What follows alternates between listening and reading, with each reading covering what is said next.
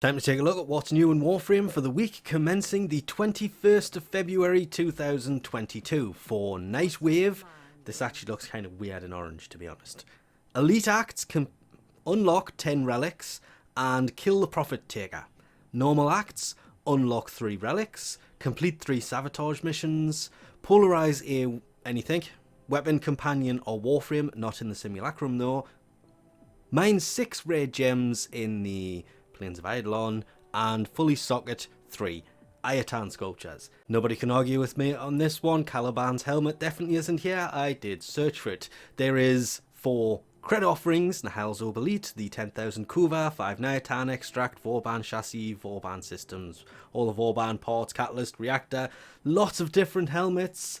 Zaku's is of course here, that still looks really weird on Zaku. Lots of other ones. Gorse's mag helmet is there. Auras, there is loot detector. Animal instinct is better. Deadeye, really good if you are using a sniper rifle because it increases the damage by 52.5%. Pistol scavenger, self-explanatory. And infested impedance, slows down infested enemies. Skins, Heck does that camo skin that you have to wait an hour and a half for her to turn around with. There it is. They really need to let us manually turn these like you can with a lot of other things. There is the Murloc Desert camo skin. Prime example. Oh no, wait, you can't turn this. Oh, wait. Can demonstrate it because you can do it with the frames. There is the glaive. This is the actual blueprint to build the glaive itself. And this is one of those weapons that it's old. This is the only way to get the blueprint for it, but it has aged really well. Unlike things like the Dark Sword, this is the blueprint to get the actual Dark Sword. And well, the same goes for the ceramic dagger. Good if you don't have them.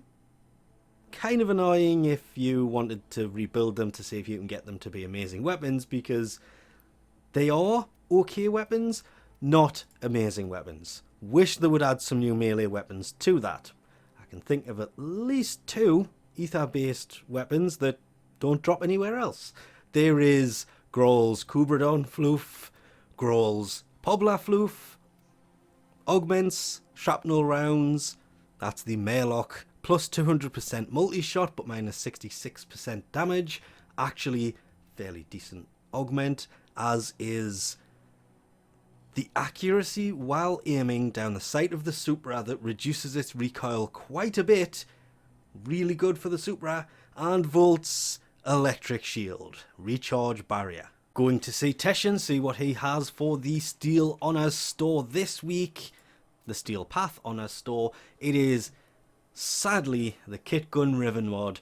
There is, as always, Veiled Riven Cipher that will instantly unlock any Riven you have. The primary arcane adapter, secondary arcane adapter. I'm now remembering why I wanted to watch Primetime last week, because one of the inaction glyphs was there and it was Caliban. And I forgot about it. But they still haven't updated this store either, because there's actually all of the frames from 2021 haven't actually had their inaction glyphs yet added here. They really kind of should. If you have Helminth's Invigoration segment, this of course means that everything here has changed. This is different for every person because mine says Saren, Trinity, Titania. That's Trinity, that's Titania. And of course Trinity, because mentioned here already. Yours will be different, and wow, ability strength and 1,000 health on Trinity.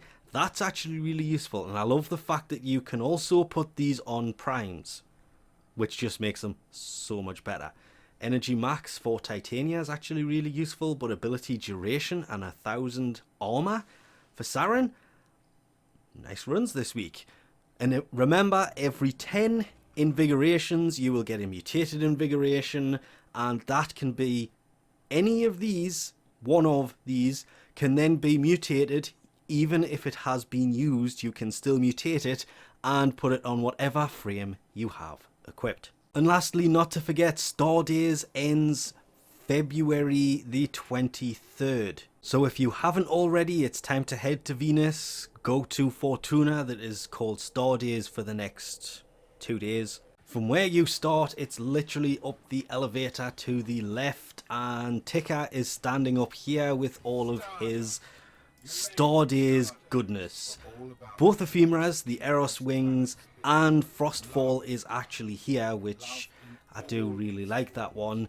Bunch of special glyphs. Do not ever pay platinum for the Ignis Wraith. Every time it's available anyway, I'm going to mention it, as well as everything else he brings. The Ticker Floof now has a storyline. You can go and talk to it. And not to forget, in the marketplace, there is special items as well for this that have been pushed out of the way by the Lunar renewal.